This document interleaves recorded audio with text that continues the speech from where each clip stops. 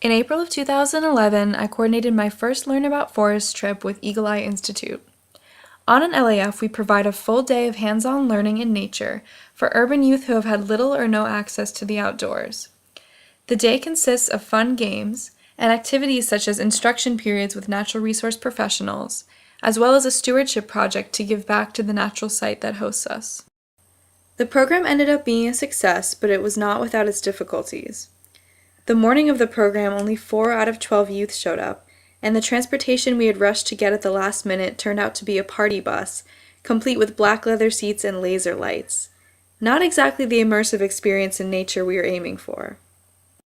By the end of our day at Holly Hill Farm in Cohasset, Mass., however, I realized we had catalyzed a small transformation that was perhaps irreversible in each young person present.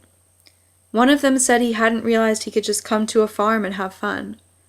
Another said she hadn't known she was an outdoors person until then. The power of their statements moved me in a way I hadn't anticipated. Why were their reflections so meaningful? I grew up with plentiful access to the outdoors.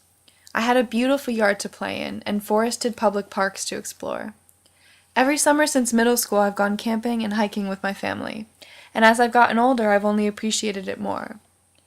The peace and invigoration I experience in the outdoors, and my wonder at the natural world, is one of the most important values in my life.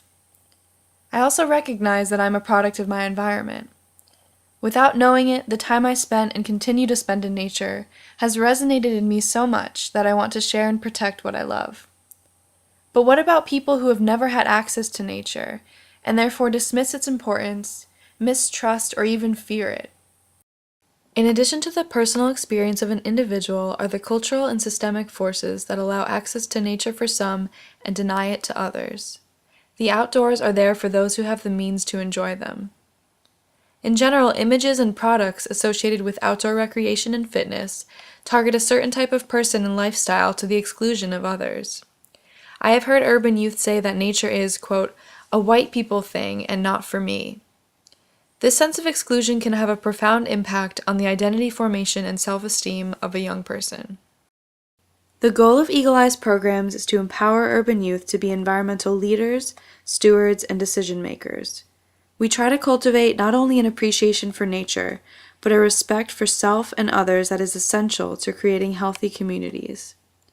The role I've had in expanding young people's perspectives and opening their hearts and minds has been extremely fulfilling. I have been humbled by the power of nature in transforming urban youth.